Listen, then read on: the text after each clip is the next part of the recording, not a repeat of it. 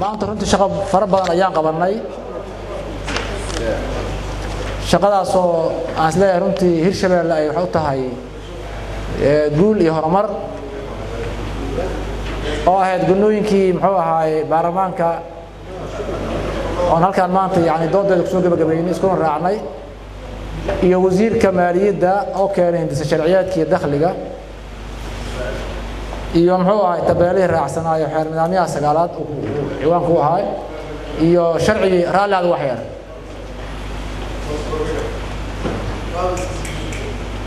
iyo muxuu ahaay sharci wasaaradda muxuu ahaay hindisa sharciyaadka iyo wasaaradda maaliyadda soo faahfaahin ka bixiyay sida marka xeerka uu qabo xildhibaanadu waa inay soo akhristaan muxuu ahaay 48 saacad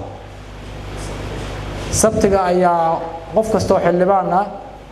wuxuu meeshaas dood ka qaba ama wuxuu kurinaa ayaa la keenayaa sabtiga kadib waxaa yani doodaas waxaa nood garaysanaya oo la wareegaya guddiga maaliyadda doodii xildhibaanada iyo fikirkooda markii sabtiga la keeno waxaa lagu wareejinayaa guddiga maaliyadda si ay noodkaas iyagana fikirkooda ugu soo biiriyaan akhrinta saddexaad marka ku daridii guddiga muxuu ahaay maaliyadda fikirkoodii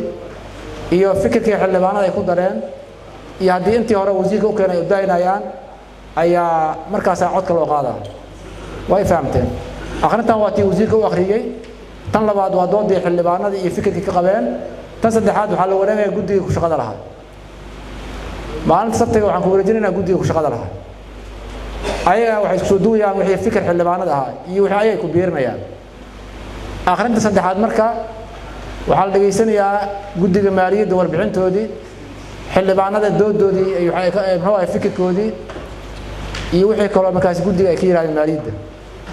saas ayuu intaasoo marayaa waa ku soo celinaa mar kale maanta waa akhrintii koobaad oo wasiirka u akhriyay 48 saac waxaa haysanaa xildhibaanada waxay keenayaan fikirkoodii maalinta sabtiga ilaahay duu yiraahdo kadib waxaa lagu wareejinaa maalintaas guddiga maaliyadda ee ku shaqada lahaa si xeerka uu qabo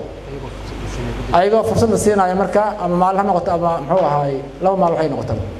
si ay wax ugu soo kordhiyaan waxaan ugu badaan ayagoo qaadanaya fikirkii xildhibaanada iyo fikirkooda laftiisa iyagu waa xildhibaano